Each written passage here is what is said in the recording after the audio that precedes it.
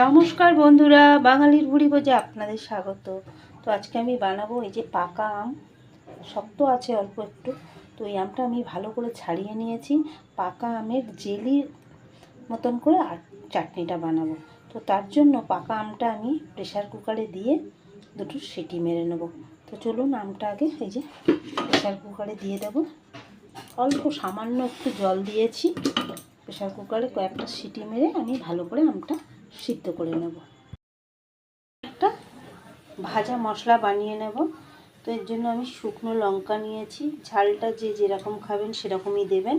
আর এখানে আছে মেথি, মৌরি আছে, এখানে গোটা জিরে আছে, গোটা ধনে আছে। তো এই মশলাটা আমি একটু শুকনো খোলায় হালকা করে নেড়ে তারপরে আমি মশলাটা গুঁড়ো করে নেব। আমটা দেখুন, আমার প্রেশার কুকারে আমি দুটো সিটি মেরে নিয়েছি। এরপর আমি একটু আমটা হাত দিয়ে মাখিয়ে নেব, নিয়ে কাতটা বের করে নেব। তো এই যে দেখুন, আমের কাতটা কিন্তু আমি বেশ সুন্দর করে বের করে নিয়েছি। নিয়ে আমি এর মধ্যে কিন্তু এখনও কিছু দিইনি, কড়াটা বসিয়েছি। এটা আবার ফুটছে, কোনো ফোড়ন টোড়ন কিন্তু এটাই দেবো না, কোনো ফোড়ন লাগবে না। এবারে টেস্ট অনুযায়ী এর মধ্যে আমি নুন দেব, অল্প সামান্য একটু হলুদ দেব, আর সামান্য একটু লঙ্কা গুঁড়ো দেবো। লঙ্কার গুঁড়োটা কিন্তু না চাইলে, আপনারা যদি ঝাল না চান দেবেন না, অল্প সামান্য একটু লঙ্কার গুঁড়ো দেব। দিয়ে এটাকে আমি বেশ কিছুক্ষণ ফুটতে দেব।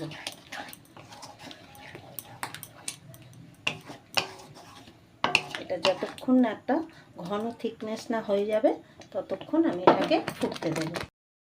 আমার কিন্তু এটা বেশ ঘন হয়ে এসছে।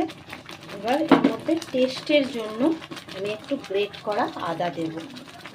আদাটা কিন্তু দিলে কিন্তু টেস্টটা একদম অন্যরকম হয়ে যাবে।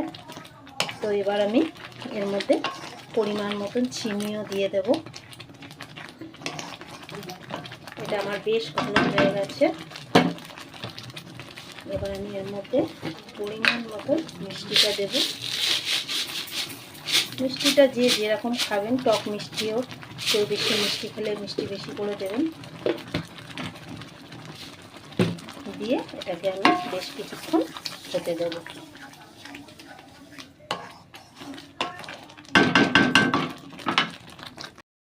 তো এই যে দেখুন, আমার পাকা আমের জেলি আচার চাটনি যাই হোক হয়ে গেছে।